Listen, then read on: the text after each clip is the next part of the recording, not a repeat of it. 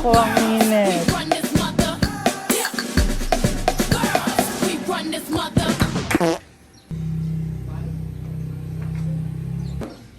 Malas naman. Tayo ba to? Tayo nga.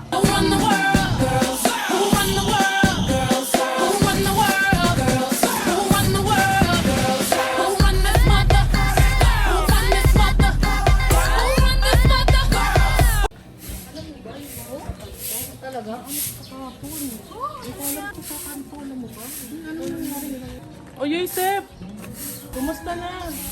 Teacher na ba? Rinig ko mag-apply ka na raw eh. Di ba top na check ka sa board exam? Tatanggap ka agad niyan. Abay, manang-mana sa lola. Akalain mo top na check. Parang nung bata pa lang to, nasa kagilang. Ngayon, ang layo na nang narating. Siyempre naman po, Aling Fe. Pero hindi pa rin po ako guro. Medyo matagal rin kasi ang proseso ng pag-apply. Tsaka, alam niyo naman dito sa Pilipinas, bihira lang makakuha ng item. Sabagay, pero wala namang imposible, no? Walang imposible kamo. Yun kung may bakit. Eto, tuloy pa rin ang pagtitinda ng damit online. Nakakapagod din minsan pero laban lang. Bumili na kaya kayo, may mga new arrivals ako rito. Oh, ito, swimsuit. Oh, bagay yan sa'yo. Bagay yan sa mga chismosa. Sa mga magaganda. So talagang bata ka, di ka pa rin nagbabago. Si Aling Pe naman, di mabiro. Matang baho. Ay naku, baka bunganga mo lang yan, Aling Rosa. Uwi na nga ako.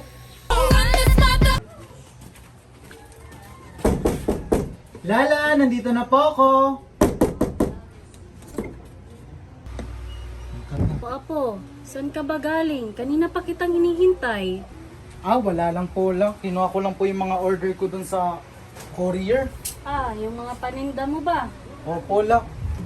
Kasi, alam niyo naman, malapit ang birthday niyo, tsaka kailangan ko rin ng paggastos, tsaka hindi rin naman pwedeng wala kayong kahit kaunting handaman lang, di ba? Talaga po, masyado mong pinapago ng sarili mo.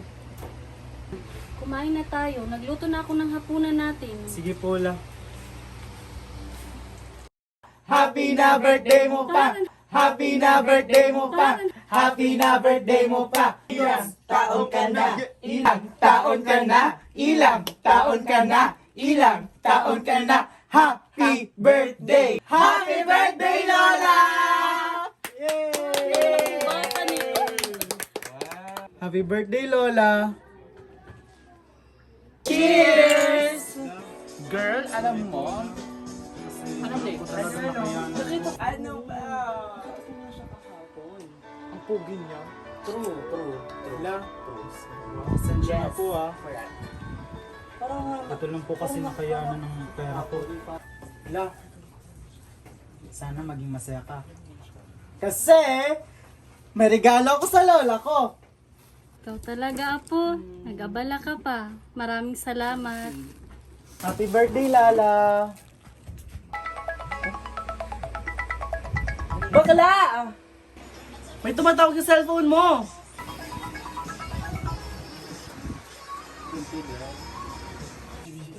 Po? Yes po, Joseph Castillo. DepEd? Talaga po? Teacher na ako! Teacher na ako! Teacher na ako!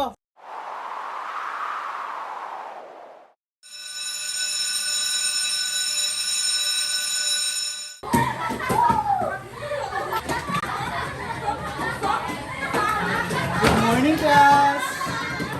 Ay, nandito na pala si sir. Ay, si Ma'am. Okay. Good morning, class.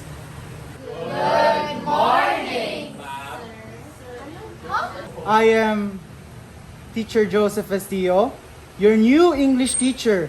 At para hindi na kayo malito kung ano ba ang itatawag niyo sa akin, kung sir ba o ma'am, you can just call me Sir Joseph. Okay ba, class?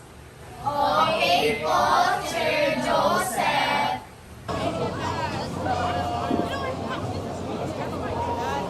Class, yung form mo, Angelo, Chad, Sharina. Class, umayos ng pwesto para hindi magulo.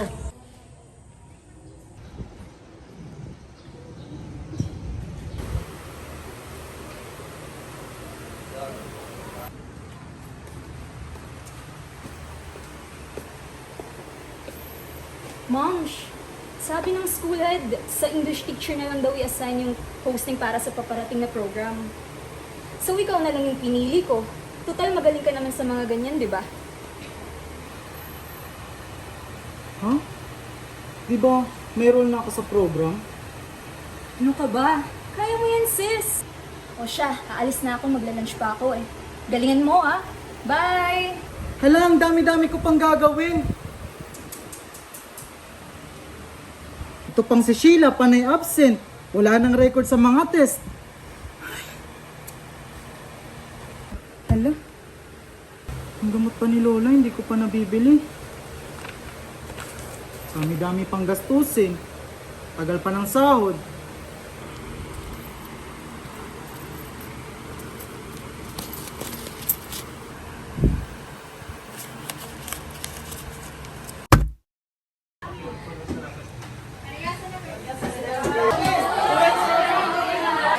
Good morning, class! Good morning, sir! Bago ang lahat, may gusto akong ipakilala sa inyo. Kayo ay may bagong kaklase. Siya ay mula sa Leyte Normal School. Wow! Come here in front.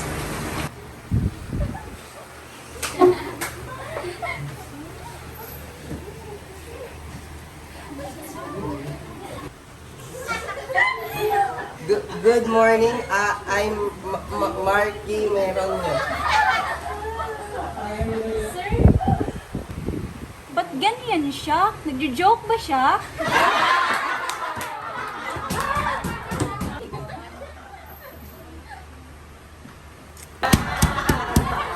Class! Ano ba? Please be quiet. Hindi biro ang sakit ni Marky. Siya ay may Tourette syndrome.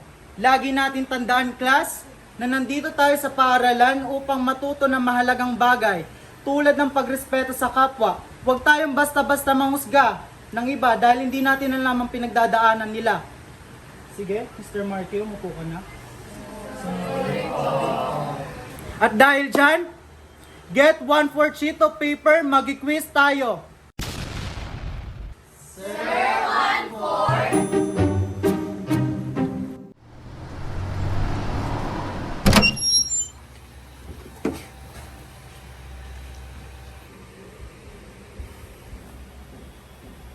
Oh, la, ano to? Nak, buntis kasi yung kapatid mo.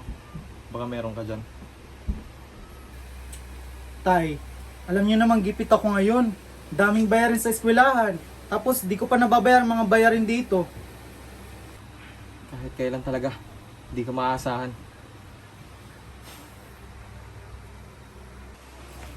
Punta nga muna ako ng kwarto.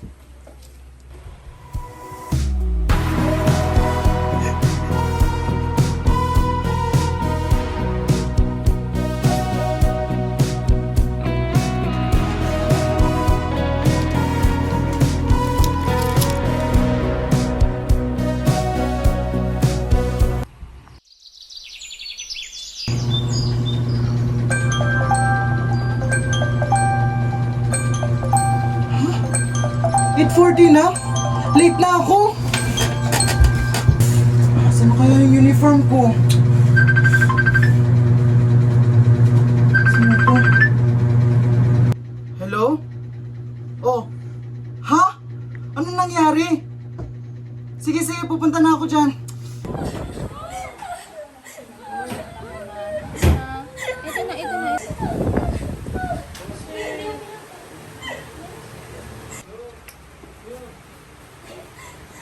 Oh, ano nangyari dito? Sir, nasugatan po si Justin. Ano nangyari?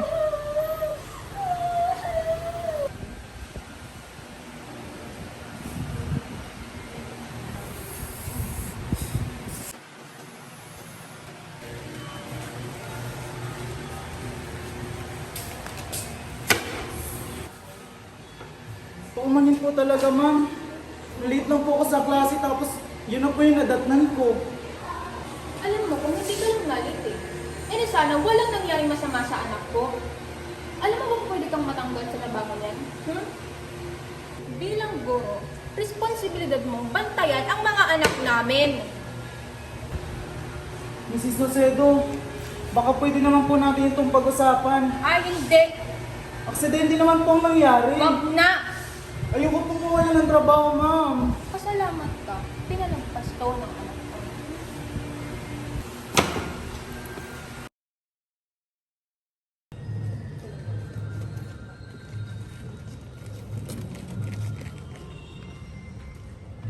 Teka, tingnan mo yung bagong guro. Parang nasa beach lang. Ano ka ba? Yan mo lang siya. Chur! May nagsusuntukan! Ayoko nila magpaawat. Ha? Na naman?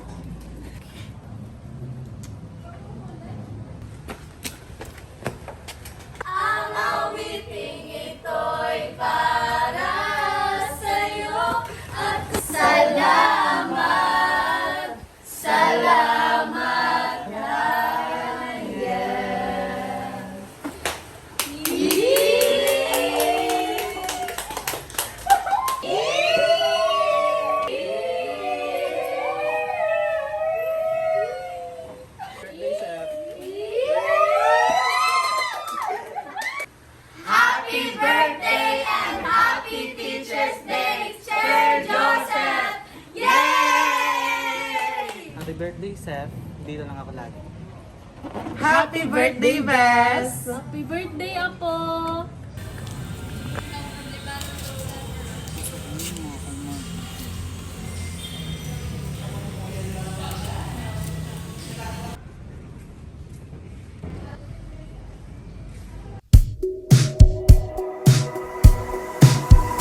Ako si Joseph.